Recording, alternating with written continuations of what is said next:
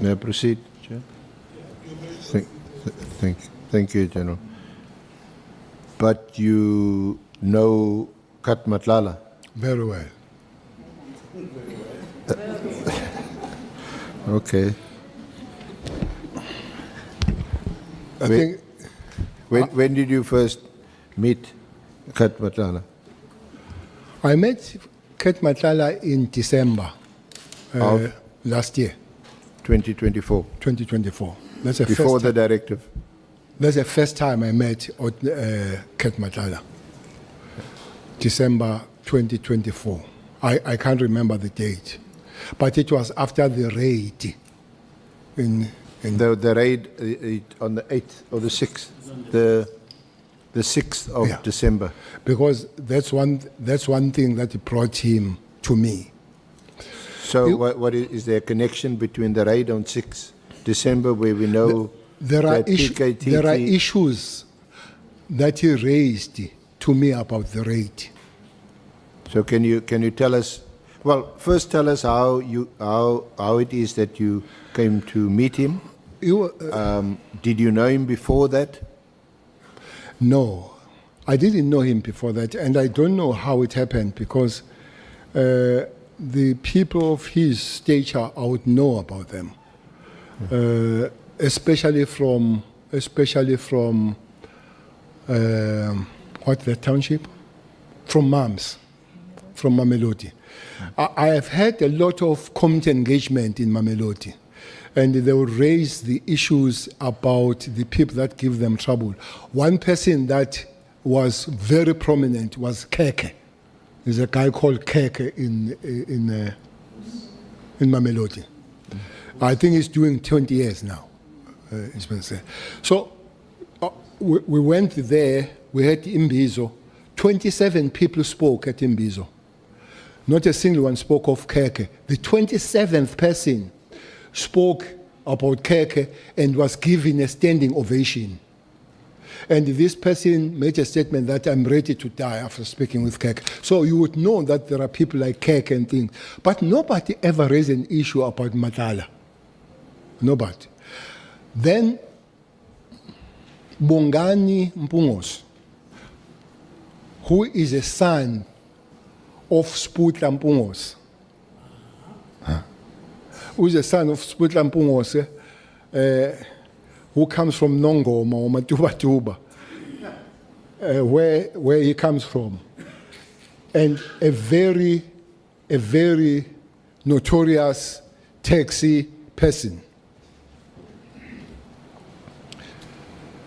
Because of my involvement as the MEC for Transport and Police, when there are problems of taxi industry, then I will meet these people. So I knew Sputla through that, the father of Bongani. So Bongani then brings Matlala to me. So I think a week or 2 weeks I've read earlier to say there is this Tembisa person who has received this 360, is it 360 or 260 amount of contract from the South African police. They came and I met them in Beverly Hill in Durban. So I met there. I think I delayed two days because Bongani, who's known as Mabonga, did not tell me that he's bringing somebody else. So as I came there, because there was a photo of Cat, I said to him, "You look like Cat." He said, "I'm one." I said, "Nkosiam, what's the story with you and me and all that?"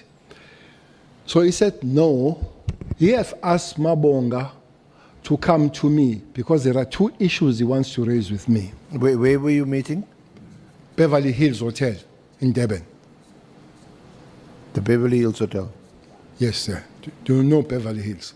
It's a fancy hotel.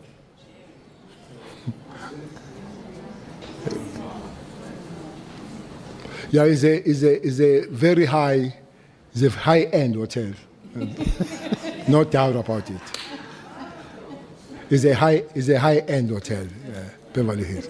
But we met we met at the we met at the dining hall there, and then he raised two issues. He said Mabonga must bring him to me because he realizes that he's being abused or he's being used for the political games that he do not understand. Firstly, he said he has met Minister Mkhunu, him and Brown Mahosi, three of them. And they spoke about him because he's got money through the tender, him to fund his project of becoming either a president or deputy president. He didn't know. Myself, I didn't know which project was it. So that's that. But so just to be clear, so he's telling you that he met with Mogotsi and with Minister Mkhunu, yes, and it was about the funding of the for- project of the becoming project. a president or deputy president. Okay, this is Cat telling me why he wanted to meet me, but what puzzled him there, for him to want to meet me, he was told by the minister that we will work together so long we don't come close to CELE and Zuma. I don't know why it mixes me with Zuma. But it looks like that's what he said, that don't come close to CELE and Zuma, so we'll work well with.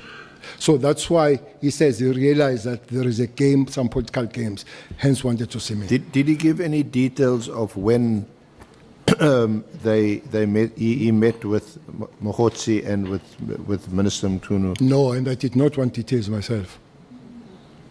But he didn't. The second one was about then the raid. The raid that happened, I didn't know about the raid. As I'm saying that maybe this latter part of some members of PKTT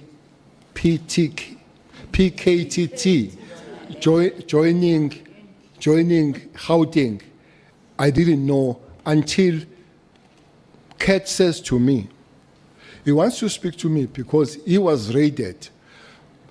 He says the people that raided him woke him up as he was sleeping and bambulingo bobati vuka.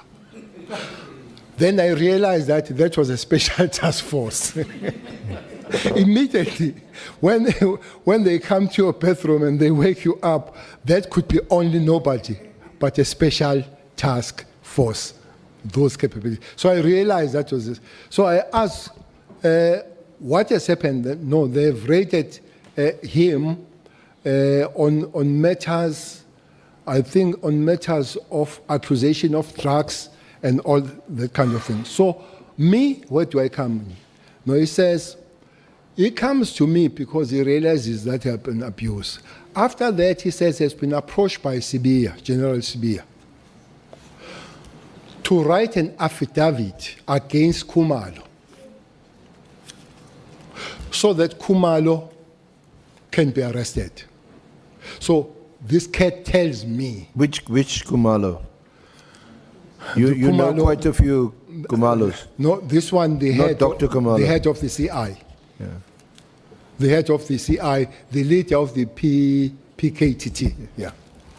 He says, so why?